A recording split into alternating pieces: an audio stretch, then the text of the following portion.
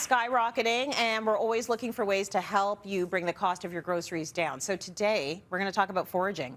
Ana Weir-Mcpherson, a.k.a. Ana in the Wild, is a big fan of foraging and broke down some of her biggest tips for us. Let's take a look. Today, I'm taking you guys to my favorite place, the forest, of course. So come on in and let's do some foraging. We are taking in thousands of years of human knowledge and applying it to find ourselves wild foods that would cost tons in the supermarket, but are free 99 if you know what to look for. Check this out. We are in a beautiful spot of ramps. These guys often are called wild onions or wild leeks, and you can tell what they are by their really long green spear-like leaves. Oh yeah, they are oniony, garlicky deliciousness. You want to be picking the leaves of ramps and not the bulbs. These guys take 7 years to go from seed to leaf. These are Ontario's provincial flower. They are the trillium. They are beautiful to behold and illegal to pick, so look at them, take a snapshot, don't crush them, and don't stick them in your mouth. When you're after just the tip, I have exactly the thing for you. These are spruce tips, and they are super delicious. They're like vitamin C bombs. They're citrusy, they have a little bit of pine to them, amazing in a syrup, and amazing in a gin tonic. So good. So you have to be extremely careful with your fungi. If you don't know what kind of mushroom it is, don't stick it in your mouth. My favorite berry, these are currants. The leaves kind of look like maple, but there's big differences. The big one really is you'll see this long chain of flowers or berries that comes off of it. These are delicious, native to the region, and they're really tart. They're kind of like nature's sour Skittles, one of my favorite things to be out foraging.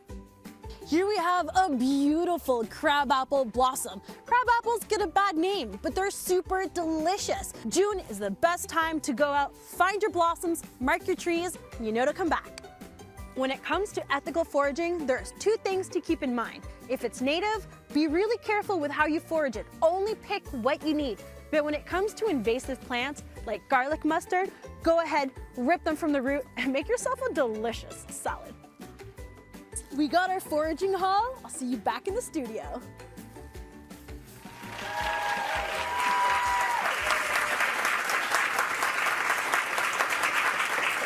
She just walks through the forest and pops these things into her mouth. Joining us now in studio to talk about foraged food, Ana herself. Give her some love.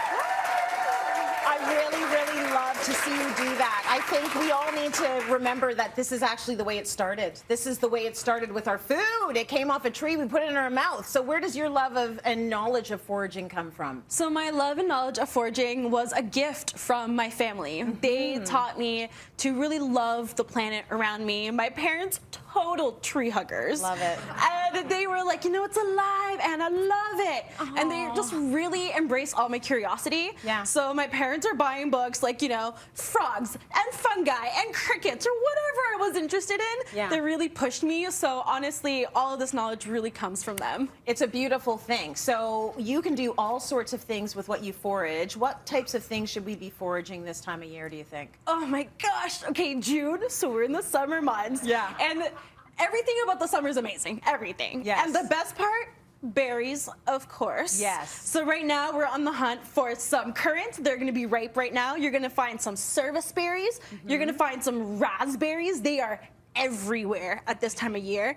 And then you also have the opportunity to find some really cool fungi. Yeah. You're gonna have these guys called chicken of the woods. Okay. And this fungi is the color of your dress. Oh, is it? Totally edible. And safe to eat? Safe, and it's one of those ones that, you know, you don't have to like think too hard. I mean, be careful what you stick in your mouth. Yeah. But you do get to just like pick it, eat it. It's really like iconic. It's so sulfurous. So it's a really great one. Okay, good stuff. You're gonna show some of the ways you can transform transform what you foraged into food you can eat. And we're going to start with spruce tips. I saw you pop one right off the tree and pop it in your mouth. So let's see what these are, the spruce tips. They're on a spruce tree. Yes. Right. So spruce tips, these guys are the brand new growth of your spruce tree for that season. All right. So when they first come out, they're super tender, super beautiful, and they have the most vibrant vitamin C, kind of like citrusy explosion in your mouth. Okay. They do have a little bit of that resinous flavor to them because they are, of course, a pine or part of the coniferous family. Yeah.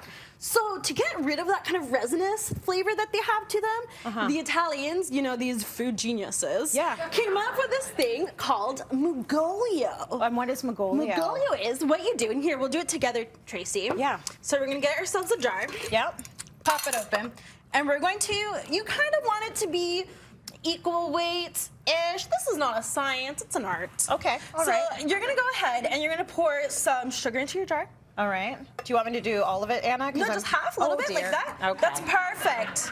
And then we're gonna pop in a bunch of our spruce tips. Okay. And right now, spruce tips are pretty much done. You don't want them really longer than this. This is like the very end of your spruce tip season. Okay. So the best thing that's coming out right now, and I'm so excited, are the cones. Okay, so the cones, this is what they are before, like what? Before they pop out. Before they pop out. Okay, so So- these are like little, they're like pine cones. Yeah, Spruce they're cones. literally spruce cones, Okay. just like pine cones. Very and you nice. would make Mugoglio out of spruce and pine. So you're doing a layer of sugar just because we have to move on. A layer of sugar, a layer of the spruce tips, a layer of sugar, a layer of the spruce tips. What's going to happen with this? Yeah, if you were really OG Italian nonna, you get your shovel out, you dig it, you put it in the ground for 6 months. Ooh. But if you're like me and want things moving a little quickly, put it in the sunshine.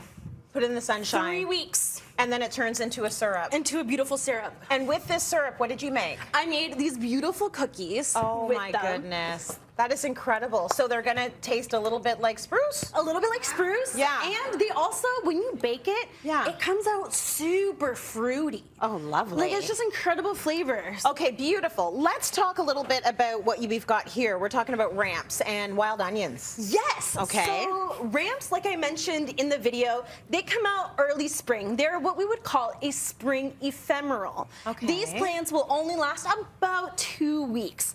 So they are a forager's dream. If you're over TikTok and Instagram, every forager will have ramps up and down on their feed. All right. So what I did with them to preserve them, because I said they only last for a little bit, is you put them in a salt preserve. Now this is what we would call an herb salt, and you can do this with anything. You know, you don't have to be fun and cool and go forage like me. You can just go to the grocery store.